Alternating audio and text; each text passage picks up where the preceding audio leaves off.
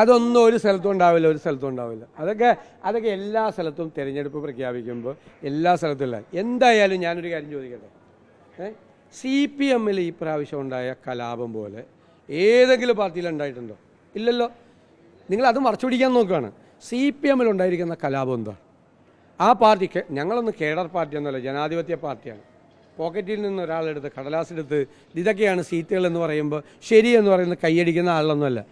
VD സതീശനായാലും Sunny ജോസഫായാലും ഏകപക്ഷീയമായ ഒരു കാര്യം പറയാൻ നടക്കില്ല എന്ന് പറയാനുള്ള ഒരുപാട് ആളുകളുള്ള പാർട്ടിയല്ല ഞങ്ങളുടെയൊക്കെ. ജനാധിപത്യപരമായ ചർച്ചകൾ നടക്കുന്ന പാർട്ടിയാണ്.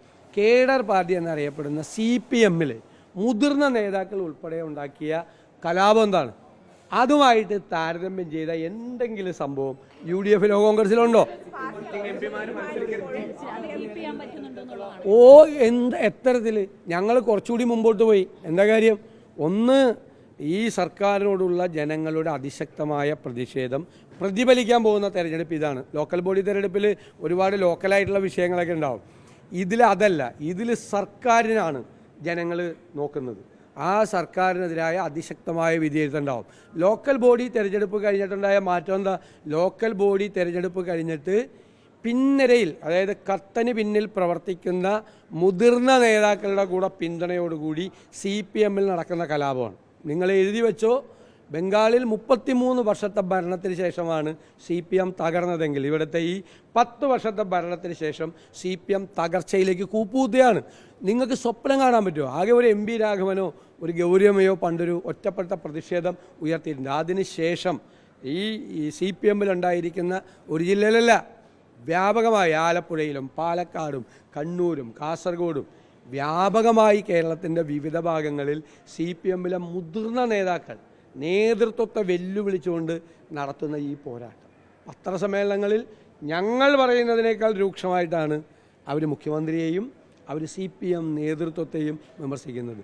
സ്വജനപക്ഷപാതവും തോന്നിയവാസവും അഴിമതിയും ആണ് ഈ 10 കൊല്ലം CPM-ൽ നടന്നത് എന്ന് അവർ അടച്ചാക്ഷേപിക്കുകയാണ്.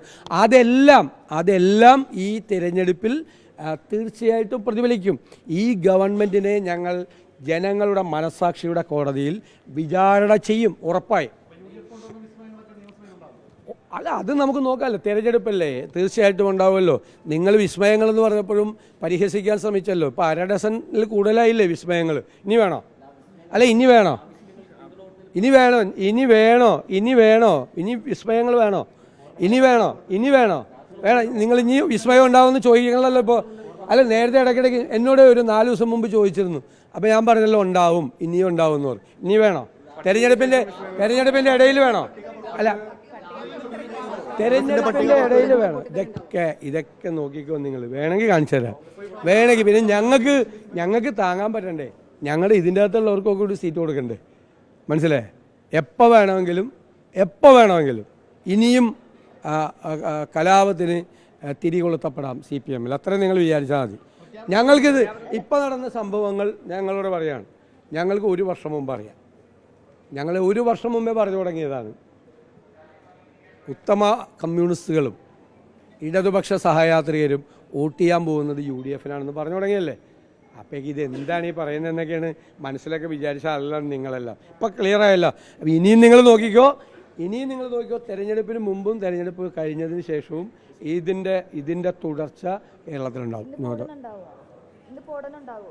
അല്ല, ഒരു നടപടിക്രമമുണ്ട്. ഒരു പാർട്ടിയല്ലേ, അത് വരുമ്പോൾ നിങ്ങൾ നോക്കിക്കോ രാവിലെ.